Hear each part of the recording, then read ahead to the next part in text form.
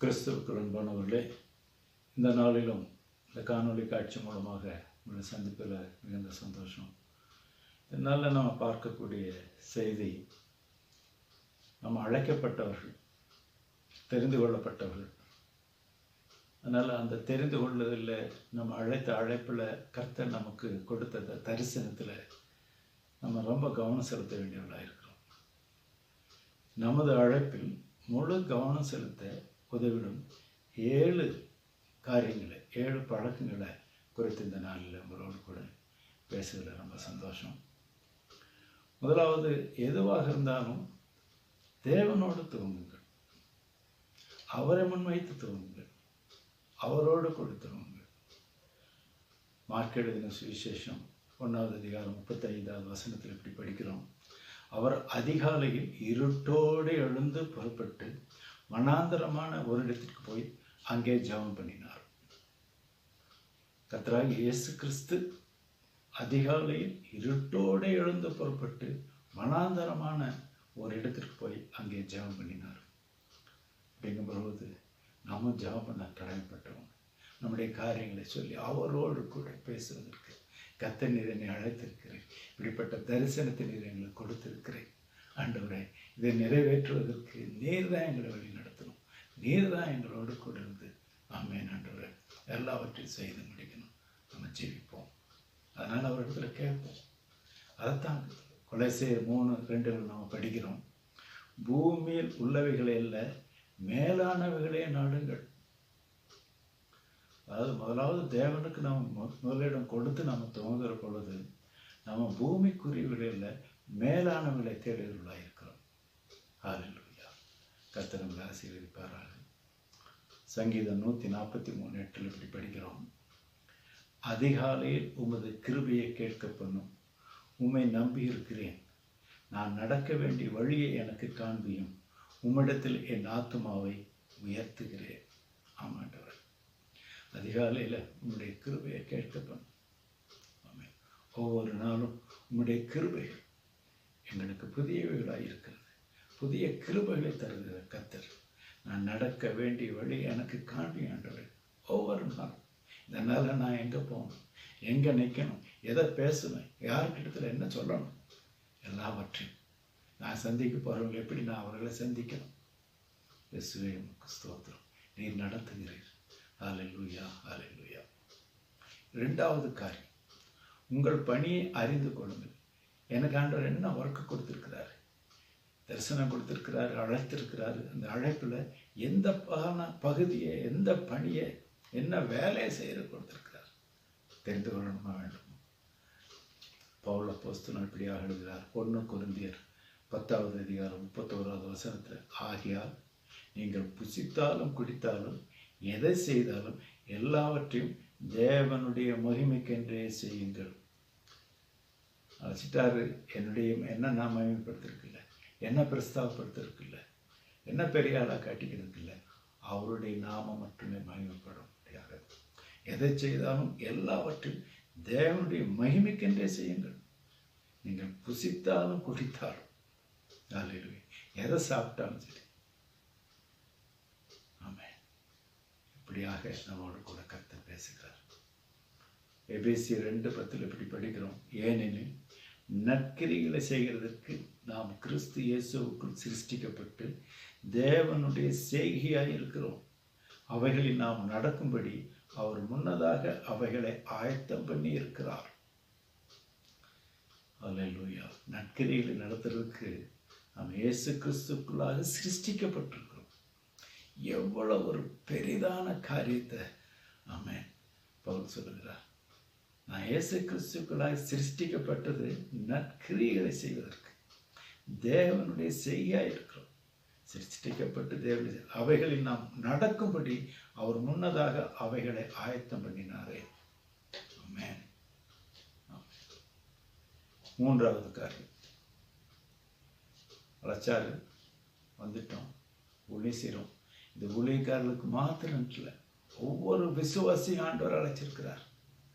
ஒவ்வொரு விசுவாசி பிள்ளையை ரட்சிக்கப்பட்ட ஒவ்வொருவரையும் ஆண்டவர் தெரிந்து கொண்டதனால நீங்கள் ரட்சிக்கப்பட்டு ஞானஸ்தானம் பெற்று அபிஷேகம் பெற்று இருக்கிறீர்கள்.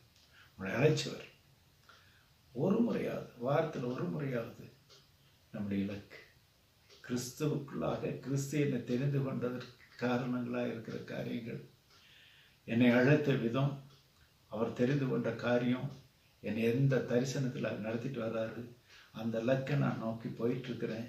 அது சரியானபடி போயிட்டுருக்குதா, அதை கொஞ்சம் பார்ப்போமே. இது வரைக்கும் எவ்வளோ தூரத்துக்கு வந்திருக்கிறோம், எத்தனை ஆத்துமாக்களை சுதந்திரத்துக் கொள்கிறோம், எவ்வளோ கிரியைகளை செஞ்சுருக்கிறோம், எந்த அளவுக்கு அவர் காட்டின பாதையில் அவர் எனக்கு வைத்திருக்கிற அந்த பந்தய பொருள் எவ்வளோ தூரத்துக்கு நான் போயிட்டுருக்கிறேன். இதெல்லாம் நாம் ஆராய்ந்து பார்க்கணும். உங்கள் அழைப்பை பின்தொடர்வதும் ஒரு பகுதியாக நீங்கள் அமைக்கும் முன்னுரிமைகள் இலக்குகளாகும்.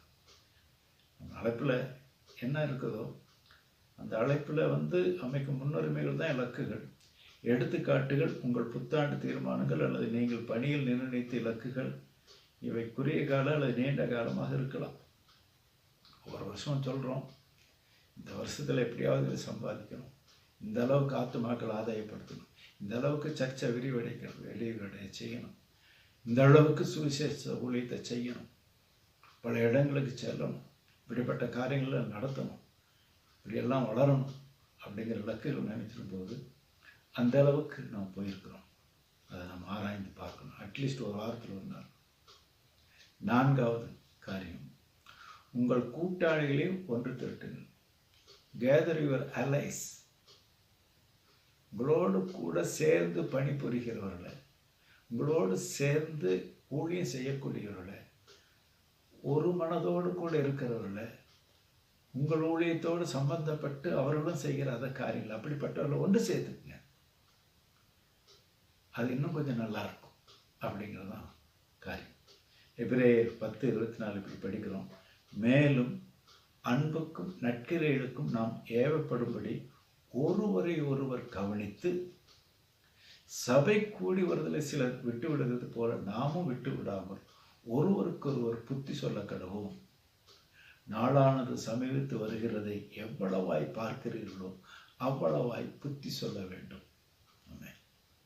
நம்ம அலைஸை ஒன்று சேர்த்துறது மாற்றினட்டு இல்லை, ஆனால் நம்மோடு கூட ஒத்துழைப்பவர்கள் இந்த காரியங்கள் எல்லாம் சபை கூடி வர்றது, அவங்களோட சேர்ந்து ஜெபம் பண்ணுகிறது, ஒருவருக்கு ஒருவர் புத்தி சொல்லுகிறது, ஒருவர் கீழே விழுந்துட்டான அவளை தூக்கி விடுறது, அவர்களுக்கு உதவிகள் செய்வது, இப்படியாக.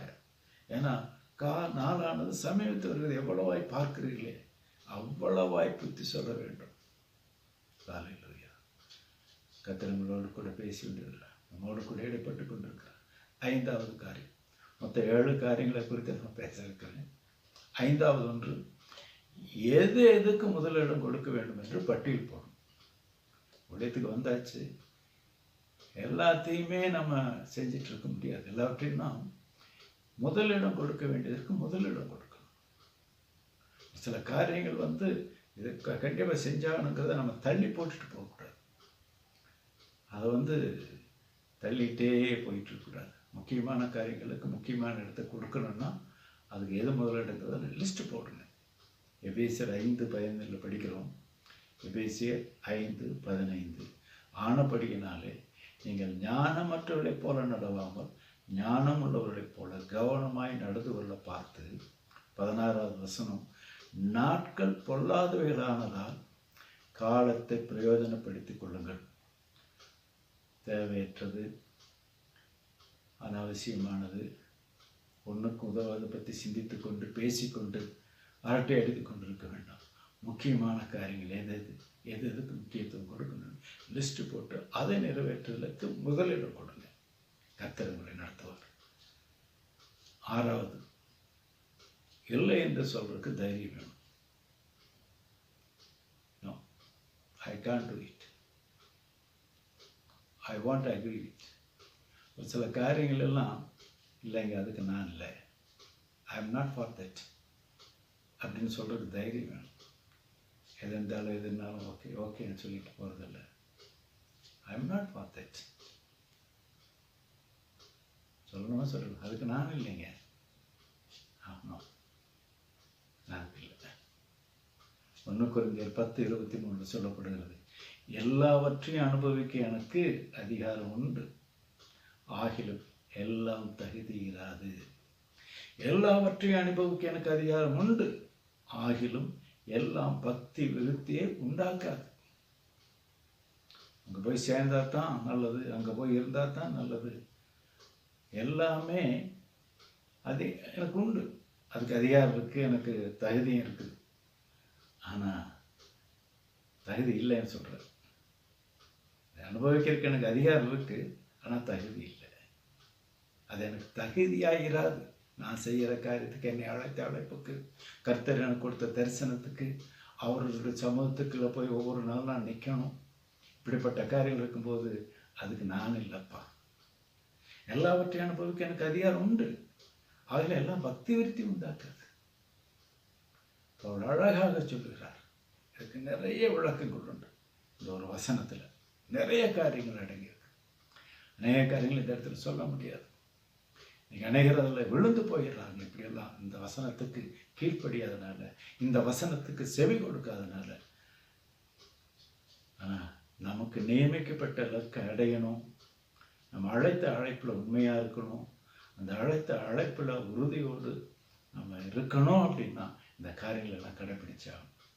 7வது கடைசியாக உள்ள காரியம், கிறிஸ்துவுக்குள் இளைப்பாருங்கள். Rest in Christ. உடனே நம்ம வேறு காரியத்தை நம்ம போயிடக்கூடாது. ஒரேடியாக போயிடுறது இல்லை. எதை செய்தாலும் ஒரு இளைப்பாரோடு, ஒரு உறுதியோடு மாத்திரம் இல்லை, மன அமைதியோடு, நிம்மதியோடு, சந்தோஷமோடு செய்யணும். கர்த்தருக்கென்று தான் நம்ம இருக்கணும். கர்த்தர் அழைத்த அழைப்பில் தான் இருக்கிறோம். அதனால் இந்த காரியங்கள் எல்லாம் கர்த்தர் சொல்கிற காரியம். யாத்திராகமும் 33:14 வசனம் இப்படி சொல்லுகிறது, அதற்கு அவர், என் சமூகம் உனக்கு முன்பாக செல்லும், நான் உனக்கு இளைப்பாறுதல் தருவேன் என்றார். அன்னைக்கு சொன்னது மாத்திரமில்லை, இன்னைக்கும் அவருடைய சமூகம் எனக்கு உன்னோடு கூட வருகிறதுனால ஒவ்வொரு காரியத்திலும் இளைப்பாறுதலோடு கூட என்னால் செய்ய முடியும். அவர் இருக்கிறார், அவர் கூட இருக்கிறார். காரியங்களை வாய்க்க பண்ணுகிறவர் என்னோடு கூட இருக்கிறார். ஆமே, நான் அலசடிப்பட வேண்டியதில்லை, நான் துக்கப்பட வேண்டியதில்லை. என் மனசை ஒரே இதில் அங்கலாய்த்து கொண்டே இருக்க வேண்டிய அவசியம் இல்லை. இளைப்பாறுதலோடு கூட what ever I am doing it with full respect, at the same time full rest also. ஆமாம், இதுதாங்க ஆண்டவருக்குள்ளாக இருக்கிற ஒரு பெரிய அனுபவம். மத்தேயு 11:28 சொல்லப்படுகிறது, வருத்தப்பட்டு பாரம் சுமக்கிறவர்களே, நீங்கள் எல்லோரும் என்னிடத்தில் வாருங்கள், நான் உங்களுக்கு இளைப்பாறுதல் தருவேன். வருத்தப்பட்டு பாரம் சுமக்கிறவங்களே அவரிடத்துல வந்து என்ன செய்கிறாங்க? பாரமெல்லாம் அவரை எடுத்துட்டு நம்ம ரெஸ்ட். எனக்கு எல்லாமே இருக்குது, எல்லாமே கிடைக்கும். ஏன் கஷ்டம் இல்லாமல்? எல்லா கஷ்டத்தையும் அவர் சுமக்கிறதுக்கு அவர் இருக்கிறார். அவர் சுமந்து கொண்டார், அவர் போக்கி விட்டார், எல்லாரையும் அவரே எடுத்துட்டார். இன்னைக்கு என்னிடத்துலேருந்து எடுக்கிறது என்னன்னு கேட்டீங்கன்னா, என்னுடைய சுமைகளெல்லாம் அவருக்கு இருக்கிறார். நான் இளைப்பார், என்னிடத்தில் வாருங்கள், நான் உங்களுக்கு இளைப்பாறுதல் தருவேன் என்கிறார். மத்தேயு 11:29 அடுத்த வசனம், நான் சாந்தமும் மனத்தாழ்மையும் ஆயிருக்கிறேன், என் நுகத்தை உங்கள் மேல் ஏற்றுக்கொண்டு என்னிடத்தில் கற்றுக்கொள்ளுங்கள், அப்பொழுது உங்கள் ஆத்துமாக்களுக்கு இளைப்பாறுதல் கிடைக்கும். ஹல்லேலூயா, ஹல்லேலூயா. ஆமென், ஆமென். எனக்கு இளைப்பாறுதல் தேவையாண்டவரே, அது உன்னிடத்தில் இருக்குது. நான் சாந்தமும் மனத்தாழ்மையுமா இருக்கிறேன், என் நுகத்தை உங்கள் மேல் ஏற்றுக்கொண்டு. ஆமென். இது எனக்கு பாரம் இல்லை ஆண்டவரே, ஏன்னா என்னோடு கூட இந்த நுகத்தை நீரும் சுமந்து கொண்டிருக்கிறேன். அப்பொழுது உங்கள் ஆத்துமாக்கள் இளைப்பாறுதல் கிடைக்கும். என் நுகம் மெதுவாயும் என் சுமை இலகுவாயும் இருக்கிறது என்றார். அவரிடத்தில் வந்திருக்கிறோம். விசுவாசிகளாகட்டும், ஊழியர்களாகட்டும், அவர் ஏற்றுக்கொண்டு எவராகட்டும், இந்த காரியங்களில் கர்த்தர் உங்களை வழிநடத்த வல்லவராக இருக்கிறார். ஆண்டவர் உங்களை அழைத்த அழைப்பில் அதை திறன்பட செய்ய, அவருக்கு உண்மையாக இருந்து உத்தம இருதயத்தோடு அதை நிறைவேற்ற அவர் பலன் தருகிறவராக இருக்கிறார். அதற்காகவே இந்த வசனங்கள் உங்களோடு கூட பகிர்ந்து கொள்ளேன். இப்படியாக பகிர்ந்து கொள்ள கர்த்தர் பாராட்டின தயவுக்காக அவருக்கே நன்றி செலுத்துகிறேன். ஆமென். கர்த்தர் உங்களை ஒவ்வொருவரையும் ஆசீர்வதிப்பாராக.